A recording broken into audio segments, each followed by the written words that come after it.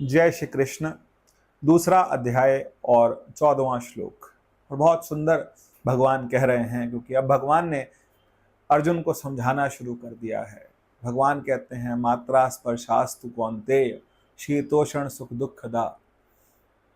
मात्रा स्पर्शास्तु कौन्तेय, भगवान कह रहे हैं कि जो इंद्रियों से प्राप्त होने वाले सुख और दुख हैं, ये दोनों ही क्षणभंगुर हैं।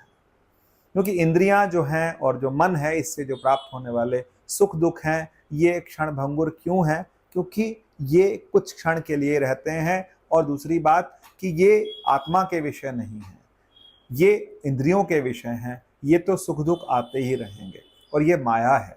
भगवान राम बहुत सुंदर कहते हैं लक्ष्मण से, गो गोचर जहाँ लगी मन जाई सो सब माया जाने ओ भाई। हे भाई, उसको माया जानना जहाँ तक आपकी इंद्रियां जाती हैं, इंद्रियों के सुख जाते हैं, इंद्रियों के दुख जाते हैं।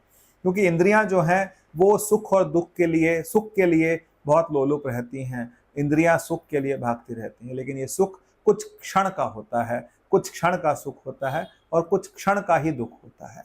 अब इन्हीं को जब हम समझने लगते हैं तो फिर एक और बात आती है हमारे जीवन के अंदर, और वो क्या है? आगमा पायनो ये नित्यास्ता तितिक्षस्त भारता। तितिक्षस्त भारता का मतलब होता है, भगवान का कहने का मतलब है, एक शब्द निकल करके आएगा। और ये शब्द जो है ये बहुत ही सुंदर शब्द है हमारे वेदांत की प्रणाली का, जिसको हम बोलते हैं तितिक्षा। ये तितिक्षा क्या है? तितिक्षा का मतलब होता है कि जो साधक होता है उसके अंदर ये गुण होने चाहिए। और ये गुण क्या है? तितिक्षा का गुण है। साधन चतुष्टय हमारे यहाँ आता है, विवेक आता है, वैराग्य आता है, और षट संपत्ति, 6 तरह की संपत्ति है। और साधक के पास ये 6 तरह की संपत्ति होना चाहिए। शम, दम, तितिक्षा, तितिक्षा की ही बात हो रही है, उपरति, श्रद्धा, समाधान। ये 6 जो है ये गुण एक साधक में होने चाहिए। और साधन चतुष्टय का चौथा भाग आता है मुमुक्षा। मुमुक्षा का मतलब होता है मोक्ष की इच्छा। क्योंकि हमारे शास्त्र भी कहते हैं, और शास्त्र क्या कहते हैं कि 3 चीजें दुर्लभ हैं, मनुष्यत्वम, मुमुक्षत्वम और महापुरुष संशया। किसी महापुरुष का मिलना बहुत मुश्किल है।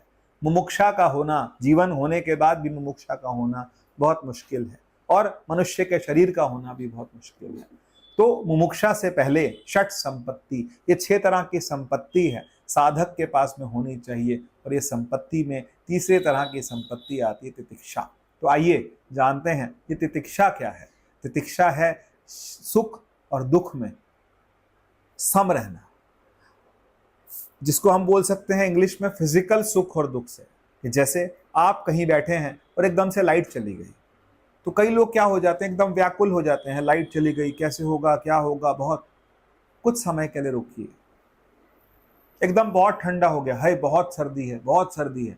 ऐसे बहुत सर्दी, बहुत गर्मी, बहुत बरसात, बहुत मौसम का खराब होना या अच्छा होना, इसमें मनुष्य को, साधक को विचलित नहीं होना चाहिए, सम रहना चाहिए। और जब सम रहता है तो फिर उस समय क्या होता है, भगवान कृष्ण 12वें अध्याय में बोलते हैं, शीतोषण सुख दुखेषु समासंग विवर्जिता। शीतोषण सुख दुखेषु, शीत से, और उष्णा, उष्ण का मतलब होता है गर्मी, गर्मी और सर्दी में शीतोषण सुख दुखेषु समासंग विवर्जिता। सम का मतलब क्या है? जैसा है वैसा ही आपने सहना है। तितिक्षा का मतलब है जैसे को जैसा सह जाना, उसे हम तितिक्षा बोलते हैं। तितिक्षा का गुण जीवन में उतारना चाहिए। हम बिना एसी के नहीं रह सकते, नहीं रह सकते, ऐसा किसने कहा? हम रह सकते हैं, हम रह सकते हैं। हमको सिर्फ अपने मन को समझाना है कि ये शरीर के सुख हैं, शरीर के दुख हैं, लेकिन साधक शरीर के सुख और दुख के साथ में विचलित नहीं होता। यदि वो विचलित हो रहा है तो उसका देह अध्यास बन रखा है, और वो देह अध्यास से ऊपर नहीं उठा। देह अध्यास से ही ऊपर उठना है कि मैं देह नहीं हूँ, ये देह के गुण है, ये मेरे गुण नहीं है। ये देह के सुख दुख हैं, मेरे सुख दुख नहीं है। ये सुख दुख आते जाते रहेंगे, लेकिन मैं, फिर वही बात बहुत सुंदर आती है कि भगवान शंकराचार्य बोलते हैं, चिदानंद रूपः शिवोहम शिवोहम। हम तो, अब आप देखें, भगवान शिव इतने ठंडे कैलाश में और बर्फ की शिला पर बैठ करके भगवान तपस्या कर रहे हैं। शीतोषण सुख दुखेषु समासंग विवर्जिता तुल्य निंदा सुतिर्मौनी। भगवान बहुत सुंदर कहते हैं, तुल्य निंदा, निंदा और स्तुति, उन सब में क्या है, मनुष्य विचलित नहीं हो रहा। संतुष्टो ये न केनचित, ये श्लोक मुझे बहुत प्यारा है। संतुष्टो ये न, संतुष्ट का मतलब क्या है, जैसी स्थिति है वैसे में संतुष्ट हो जाए। इन इंद्रियों को सुख देने के लिए कितना भी हम पूरे जीवन प्रयास करते हैं, लेकिन ये शरीर, ये इंद्रियां कभी भी पूर्णतः सुखी नहीं हो पाती। जय श्री कृष्ण।